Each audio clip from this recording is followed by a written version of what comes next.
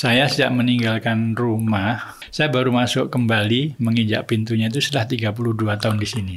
32 tahun. 32 tahun di sini. Saya itu biasanya kalau ada perintah dari beliau itu belum selesai perintah saya sudah loncat. Nah, ini ciri saya enggak nunggu SK, enggak nunggu panjang bagaimana ini, bagaimana biaya, enggak.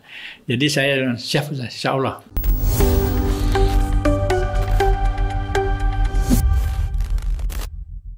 Assalamualaikum warahmatullahi wabarakatuh. Waalaikumsalam Ustaz Ghaffar, Karim. Amin. Bagaimana kabarnya, Ustaz? Alhamdulillah, di tengah-tengah kelesuan ini kita harus semangat terus, Ustaz. Tetap semangat. Ustaz harus semangat, staf Ustaz harus semangat, karena hanya semangat, dan kalau masih ada semangat ini, insya Allah semua bisa selesai. Amin. Ya, ini saat kita mau bincang-bincang sejarah. Alhamdulillah. Karena adanya hari ini, karena adanya masa lalu dan sejarah. Ya. Ustaz, tahun berapa hijrah ke Gunung Tembak ini? Kalau ke Gunung Tembaknya itu tepatnya awal 79. Awal 1979 kalau tidak salah bulan Maret itu saja. Tapi sebelum masuk Gunung Tembak, ya kami mengawal beliau ini lebih kurang 11 bulan, keluar dari Jogja, Jakarta, kemudian ke Sulawesi Selatan, Tenggara, dan keliling-keliling mencari figur yang ya waktu itu memang idola kami itu ya. Pertama kali ketemu Ustaz Abdullah Said di mana? Ketemu Ustaz Abdullah Said ya di sini. Di sini ya. Oh, saya kira pernah ketemu di Jogja. Karena Ustaz Abdullah Said kan pernah ke Jogja. Ya, kami tidak sempat ketemu. Tidak sempat ketemu beliau. Cuman kalau sahabat-sahabat beliau banyak. Ya, yang setelah beliau beli ini banyak. Saat itu kayak apa Gunung Tembak saat 79 itu? Ya, Ustaz bisa jalan-jalan misalnya di dekat yang longsor sekarang ini ada tunggul-tunggul besar itu. Nah, itu satu mewakili di kantor kita WKP, wilayah khusus pusat ya, kantor pusatnya itu. Situ berjejer tunggul-tunggul semua, Ustaz. Tunggul ulin ya. Jadi kita diberi hadiah oleh almarhum dengan cara yang sangat unik. Kami itu sering dijadikan komandan TC. Terus, komandan terus, padahal di TC terus itu. Jadi nggak 40 hari. Nggak 40 hari, jadi bisa 4 tahun. Selama kami di sini tuh, alhamdulillah, kalau malam itu ya seperti Ustaz Ghaffar itu nyusun jadwal siapa anak buah siapa, kemudian mana lokasinya. Nanti pada subuh kami selalu mengumumkan bahwa ini anak buahnya kerjanya di sana, targetnya ini. Dan itu tiap hari terus. Tiap hari, pagi sampai siang ba'da zuhur sampai asar sampai maghrib.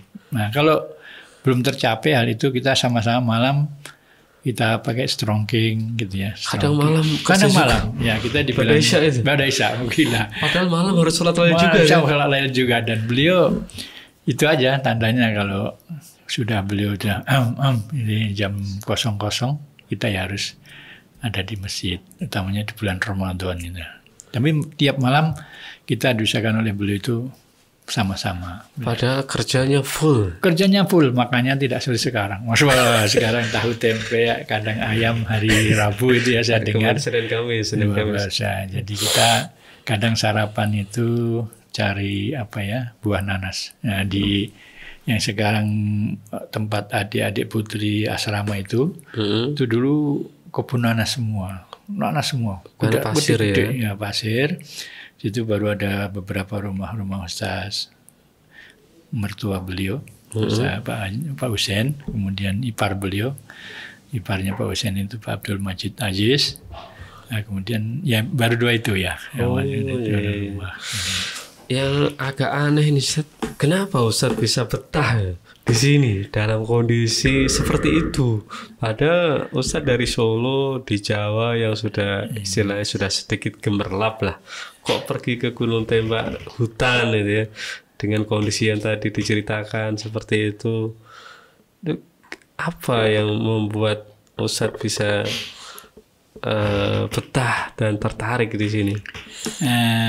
Saya koreksi pertanyaan sedikit Ustaz. Sebagai orang Solo, orang Solo itu tenang-tenang tapi menghanyutkan. Bengawan Solo itu. Jadi kalau sudah banjir dari Bengawan Solo itu seluruh kabupaten yang dilalui biasanya pora-poranda itu ya. Jadi orang Solo itu kelihatannya aja tenang di luar, tapi dalamnya gejolaknya luar biasa. Biasanya ada kejadian nasional ini, biasanya awalnya dari Solo. Solo, kemudian merembet ke Surabaya, Makassar, Jakarta, baru masuk daerah-daerah yang lain. Jadi dan itu mengaruhi karakter orang-orangnya. Iya, termasuk ayahandanya Ustaz Abdul Aziz Kahar itu terbentuk di Solo itu lama. Beliau sampai istri pertama beliau kan orang Solo itu. Orang Solo. Jadi saya kembalikan Ustaz. Jadi tidak aneh kalau hari ini daerah yang selalu dimuat di informasi berita itu ya Solo dan sekitarnya. Ya. Jogja, Solo, ya itulah daerah-daerah itu. Jadi kenapa saya tahan Ustaz? Ya, sedikit mungkin juga untuk generasi mendatang ya. Saya sejak meninggalkan rumah orang tua itu, saya baru masuk kembali menginjak pintunya itu setelah 32 tahun di sini. 32 tahun di sini baru saya injak rumah. Saya kembali itu. Itu sengaja atau memang nggak diizinkan? Oh itu yang antik kelebihan almarhum itu cara apa ya? Cara memberikan informasi kenapa harus kembali. Sini kan ada kakak lebih baik dari kakak kandung kita. Di sini ada adik-adik yang lebih baik dari juga adik kandung kita. Di sini juga ada ayah lebih baik dari anak kandung kita. Ada yang ya bukan menarik Ustaz ya, tapi setelah saya renung itu janganlah terjadi kepada yang lain itu. Suatu saat di Karangbugis itu, Ustaz panggil saya, Pak Latif, ini ada berita, katanya. Ya Ustaz, ada telegram, saya buka, katanya. Nah ini ngasih tahu ibu meninggal, innalillahi wa rajiun. Saya mau nangis, tapi ya katanya laki-laki kalau nangis baiknya air mata ke dalam saja. Ya, innalillahi. Jadi gimana Pak Latif? Apa mau ke Solo atau gimana? Terserah Ustaz. Gini, kalau Pak Latif ke Solo, kan ibu juga tidak hidup kembali. Bagaimana kalau kita doakan dari sini? Ya Ustaz. Ya dengan tangisnya yang kuat, saya naik ke masjid, ya ambil air wudhu, kemudian mendoakan ibunda. Sekitar 3 tahun kemudian beliau dapat lagi informasi ayah meninggal. Saya bilang, saya dipanggil, Pak Latif, pakai apa mau ke Solo? Loh, ada apa Ustaz? Loh, ini ayah meninggal, mau disiapkan tiket, nanti diantar ke bandara biar. Ya, saya ingat waktu ibu meninggal saya dikasih kenang-kenangan, maka saya kasih kenang-kenangan beliau. Ustaz, kalau saya pulang ke Solo, ayah kan tidak hidup juga. Jadi sudah betul ya. Sudah mulai tegar lagi ya. Tegar. Ini 3 tahun itu jaraknya. Saya ulang-ulang. Tapi ini jangan jangan untuk adik-adik dan orang yang lain. Karena cukuplah saya. Jadi dengan kedua kejadian ini dan ditambah 32 tahun kami itu baru nginjak rumah lagi ini, bukan sebuah prestasi ya, tapi sebuah bagaimana kami itu berazam yang disampaikan oleh ulama India itu, 1 jengkal tanah Pakistan, ya waktu itu Pakistan masih jadi satu India, 1 jengkal tanah yang di situ dilaksanakan untuk beribadah kepada Allah lebih mahal daripada benua India seluruhnya. Iya, Nah, dari situ saya bilang, Masya Allah, ini bukan satu jengkal, ini satu kampus, satu wilayah yang saya dapat adik lebih baik dari adik saya sendiri. Saya punya kakak juga lebih baik dari anak saya sendiri. Saya juga punya ayah yang lebih baik dari ayah sendiri dalam arti perjuangan fisabilillah. Ya, katanya Ustaz pernah ya ke Solo hanya lihat rumah aja, nggak masuk rumah. Ya itu gimana ceritanya? Ya, tapi itu dalam perjalanan mau ke sini, Ustaz. Mau ke sini. Ya, kondisi hari itu sangat tidak memungkinkan. Jadi jam 12 Ustaz Rahman itu mau menemani. Saya bilang tunggu aja di satu tempat gitu, kita janji. Saya menghadap ayah sama ibu. Ya, orang tua itu kalau dikasih tahu bahwa saya akan dapat pekerjaan itu ibu senang. Tapi ayah paham, karena ayah itu hampir 18 tahun di pesantren di Solo juga. Seiring dengan ayahnya Ustaz Aziz itulah. Beliau itu memang, beliau juga suka keparakan, ya, mengadang kereta apinya Belanda itu.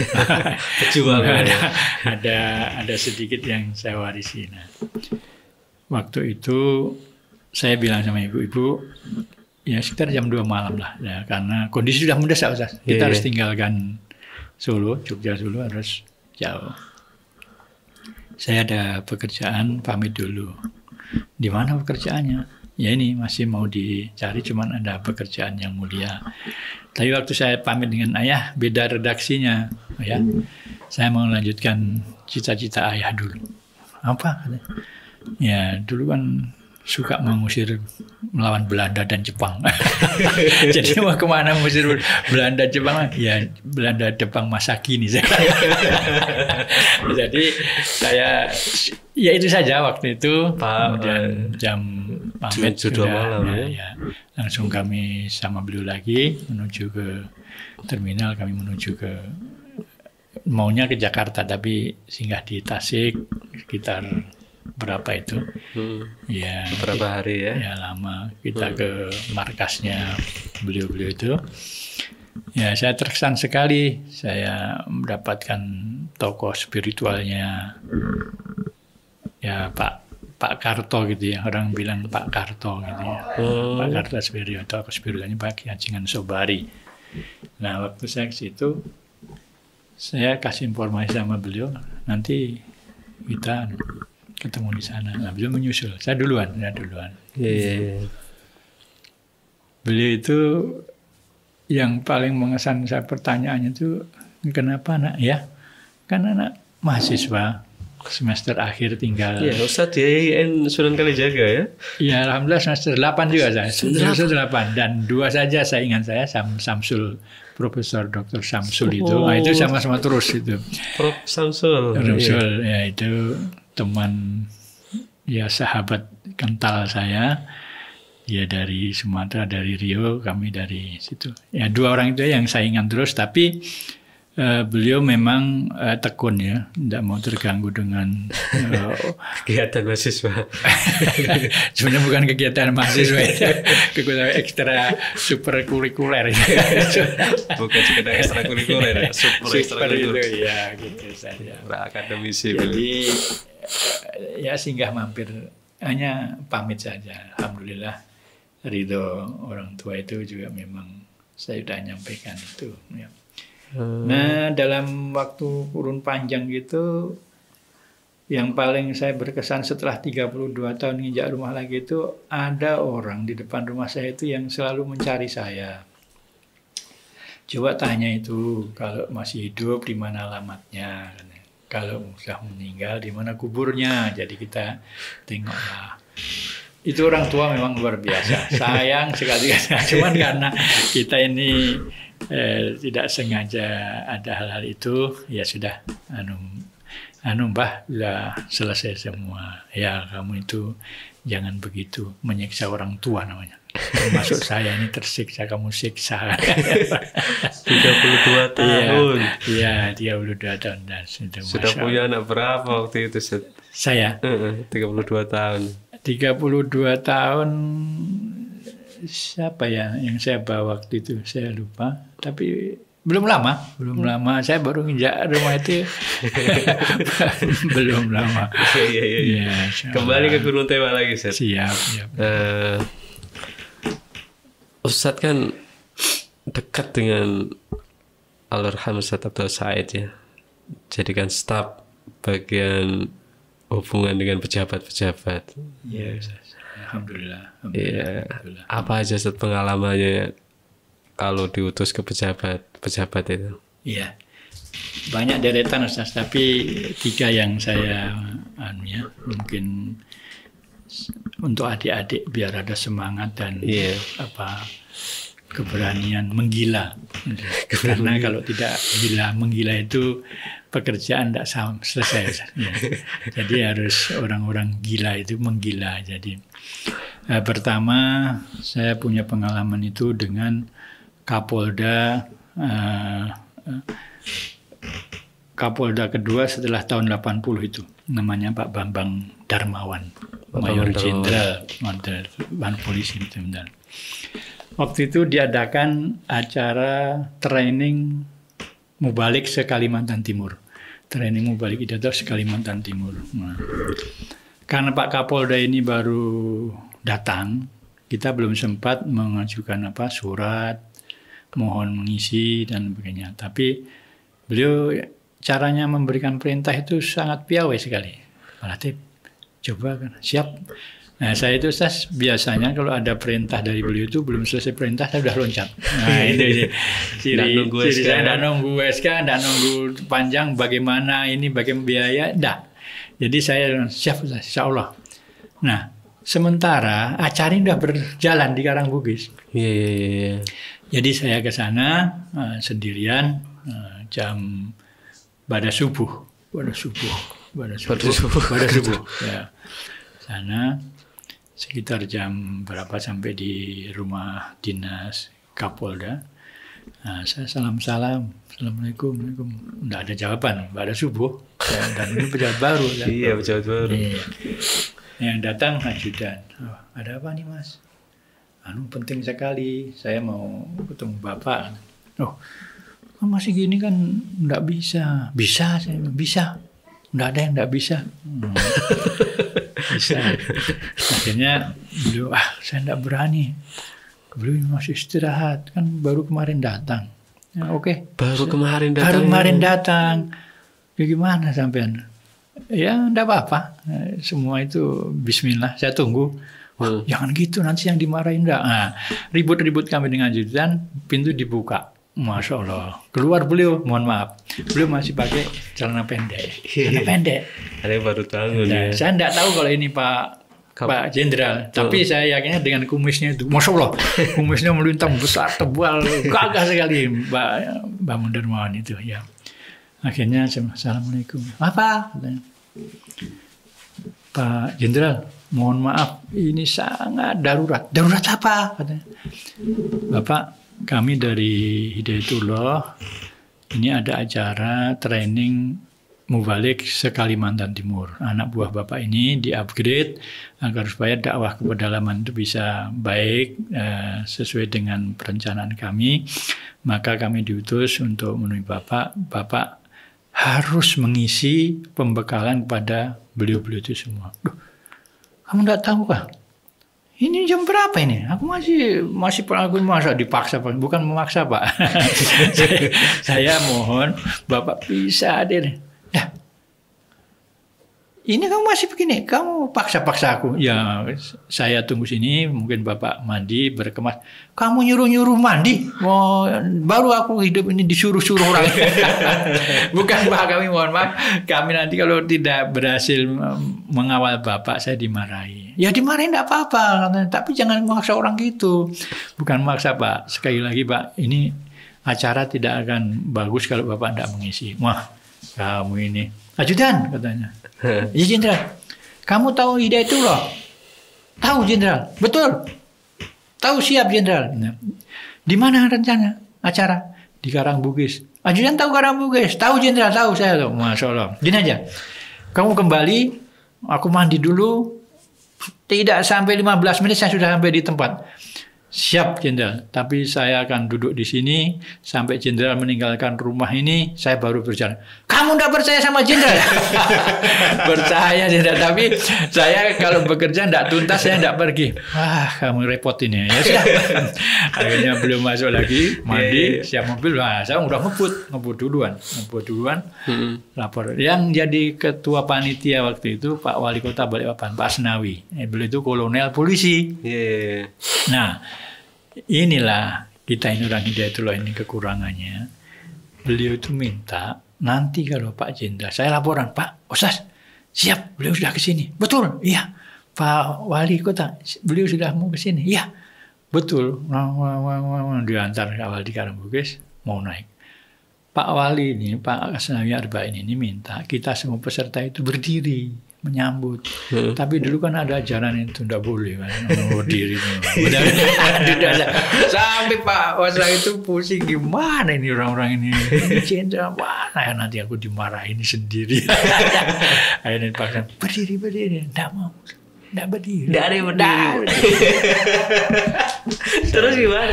Ya sudah, masuk aja. Assalamualaikum, waalaikumsalam. Masya Allah, alhamdulillah. Sudah sampai almarhum itu, sebelah saya di meja utama, Pak Asnawi, baru Pak Kapolda itu di tengah. Mana pimpinannya pesantren? Saya Pak. Oh, Pak Ustaz. Ya Pak. Siapa itu staf Bapak yang ke rumah saya? Oh, Pak Latif Pak Ustaz. Kenapa? Repot Pak Ustaz. Pak Ustaz kalau punya staf itu 3 dunia kacau. Kenapa Pak? Masa saya Jenderal dipaksa jalan pendek harus datang. Memangnya apa katanya? Tapi jangan coba-coba ya, jangan coba-coba. Ini sekitar Karangbugis ini anak buah saya sudah siap tembak. Kalau ada apa-apa menyandera saya, selesai dalam beberapa menit. Ya, tidak apa-apa. Oh, saya jamin Pak, katanya. Alhamdulillah. Sini kamu. Jangan lagi begitu ya. Siap Pak. Ini sudah berhasil, saya tidak gitu lagi. Nah itu polisi Ustaz. Nah tentara ini Jenderal, Mayor Jenderal. Ya, kemudian Gubernur. Baru juga Ustaz. Pak Gubernur Suwandi, Suwandi yang beliau itu asli dari Blitar ya, Blitar. Beliau itu baru datang 2 hari, jadi Gubernur Kaltim. Nah, di hari kedua beliau gubernur itu ada Menteri Pertanian, saya lupa namanya siapa, Pak Menteri Pertanian waktu itu berkunjung ke Lamin Hitam. Nah, saya jam 4 sore disuruh pimpinan, ini juga dalam acara minta mengisi kursus mubalik itu sama dengan Pak Kapolda itu. Ini 2 pejabat ini 1 hari aja selisihnya kalau tidak salah dalam tugas barunya di sini. Nah, waktu saya ke sana tidak ada surat, tidak pakai apa-apa. Jadi ajudan itu tanya, Anda itu tidak tahukah aturan kantor itu pagi sampai jam 2. Sore gini mana bisa? Ya kalau tidak bisa, tidak apa-apa Pak. Tapi saya ini punya beban, kalau saya tidur di sini, tidur di mana, tidak punya uang, saya harus pulang. Ya terserahlah kamu, katanya. Kamu pikir sendirilah. Yang jelas besok pagi baru bisa. Oke, ya. Tak bujuk-bujuk Ustaz, itu tidak mau, tetap tidak mau. Ajudannya itu pokoknya tutup pintu itu, tutup Lamin Hitam, tutup. Oke. Saya punya cara. Nah, saya muter Lamin Hitam. Pintu belakangnya itu terbuka. Nah, pintu rumah gubernur, rumah dinas gubernur terbuka. Saya intip-intip kok ribut-ribut ini apa ini ya? Masya Allah. Ya, saya ketak. Assalamualaikum. Salam. Siapa itu? Katanya. Wah, ibu-ibu yang nanya ini, pembantunya rupanya. Ya. Assalamualaikum Bu, bisa mohon maaf saya ganggu sebentar. Oh, ya, nggih. Apa Mas? Katanya. Saya haus sekali Bu, mau minta minum. Dari mana ini? Dari Balikpapan. Aduh, kasihannya ya minum-minum. Bu, adakah nasi sedikit? Lapar betul. Sudah dikasih minum minta nasi lagi. Santri. Jadi mbah-mbah itu, ibu-ibu pelayan itu dibawa dari Jawa nih. Belum tahu suasana Kaltim juga ya. Saya kira masih dari sananya dibawa adatnya ke sana juga. Baru 2 hari lagi datang. 2 hari. Kenapa? Ini saya mau minta tolong. Ini kayaknya ada tamu ya. Oh iya, itu Pak Menteri katanya. Oh Pak Menteri, kapan Bu datang? Tadi siang. Ini bermalam, besok kembali ke Jakarta. Oh, ya. Oh, jadi berarti Pak Gubernur nanti lewat sini. Itu katanya. Wah, Masya Allah. Pak Wandi kan keturunan Belanda, ada Belandanya. Tinggi. Duk, lewat. Pas mau dekat depan saya langsung berdiri. Assalamualaikum. Waalaikumsalam. Katanya. Kaget juga. Siapa ini? Saya Pak Gubernur. Ada apa? Pak, mohon maaf. Ini waktunya Bapak mau menemui Pak Menteri. Saya juga harus kembali ke Balikpapan. Ya, dari mana? Balikpapan. Mana Balikpapan? Ya, di bandara itu Pak. Bapak tadi kemarin kalau turun sini, Balikpapan baru Samarinda. Ya, kenapa? Ini Pak, kami sedang mengadakan acara khusus membalik Kalimantan Timur. Ini akan disebar ke pelosok dan pedalaman seluruh kabupaten di Kaltim. Nah, Bapak dimohon besok ngisi. Ngisi apa katanya? Ya, pengarahan agar supaya pembangunan Kaltim ini dikawal oleh pejabat-pejabat soleh dan didoakan oleh ulama-ulama seperti kami ini. Di mana? Balikpapan Karangbugis. Apa itu Karangbugis? Ya, itu Pak, tempat kami itu di Karangbugis. Jadi, ya, Bapak besok kami tunggu di sana. Mah, ini ada Pak Menteri. Kami dengar Pak Menteri pagi terbang jauh. Iya, habis subuh ke Balikpapan, Jakarta. Setelah itu, kamu ngatur-ngatur. Bukan ngatur Pak, waktunya Bapak ini mepet sekali. Jadi kalau saya ke sana gimana? Kami itu perlu sekali Pak, bibit pohon, buah, mangga, kemudian jeruk. Yang diperlukan berapa? Sana Pak tanahnya luas 60 hektar. Waktu itu sekitar 60 hektar. Jadi kita perlu 5.000 pohon bibit mangga dan 5.000 bibit jeruk. Bagaimana ini sudah malam cari bibit sebanyak itu? Bapak kan punya anak buah. Kalau Bapak perintahkan sekarang juga cari, besok pasti ada. Kemana? Departemen Pertanian dan Perkebunan. Bapak punya itu pasti punya. Wah, tunggu dulu kalau dia langsung telepon. Judan, telepon Dinas Pertanian coba ngomong. Perkebunan. Hei, ini Pak, ya. Ini ada tamu perlu bibit mangga bisa Pak ya? Berapa Pak? Katanya 5.000. Ada Pak? Ada lah.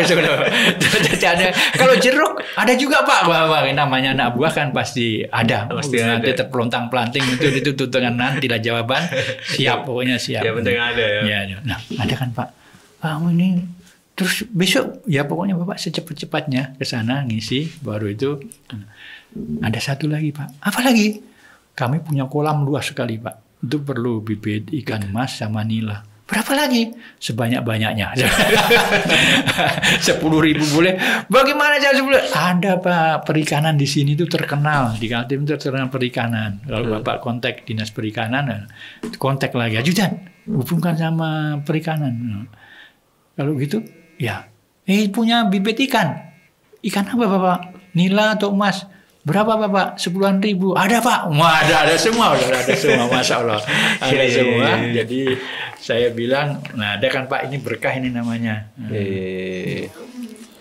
Akhirnya, alhamdulillah malam itu beliau bersedia. Besok pagi rombongan itu datang Karangbugis. Pertanian, perkebunan, perikanan, ngawal Pak Gubernur itu. Setelah memberikan ceramah, sama juga kagetnya dengan Pak Kapolda ini. Ini orang ini bahaya. Saya ini kolonel, beliau kolonel, ya kolonel. Beliau kolonelnya, Blitar itu, Masya Allah, yang buat jembatan Mahakam itu beliau itu kenang-kenangannya itu, subhanallah. Ya, alhamdulillah itu dua polisi dan tentara, tapi ada satu lagi Ustaz yaitu manajer umum Pertamina. Ini yang sangat terkesan juga. Semoga adik-adik nanti bisa mencobalah. Saya juga nunggu, Ustaz. Ini nunggu lama ini. Siapa orang yang menggila-gila sampai saya ini? Masya Allah, Ustaz saya yang punya nyali besar di ya. Pertamina itu ini manajer umum. Itu alhamdulillah anaknya itu saya ajar 4-4-nya. 5 lah, malah 5 saya ajar. Ajar ngaji ya? Ngajar ngaji setiap ba'da asar. Saya dari Karangbuge sholat asar jalan kaki Ustaz, ke Pertamina setiap hari. Jalan kaki ke apa itu namanya Gunung Duk, rumah manajer umum. Jalan kaki. Saya ndak hitung, yang gitu-gitu saya ndak masukkan saya Ustaz, otak ya. Kendaraan jangan menjadi penghalang, naik apa aja. Pokoknya perintah pimpinan saya laksanakan. Itu beliau, Masya Allah, menguji saya itu luar biasa. Karena yang saya ajar anaknya, bapaknya ini musyarai hatinya gitu. Selama saya ngajar hampir 3 tahun Ustaz, saya tidak pernah dikasih uang sepeser pun.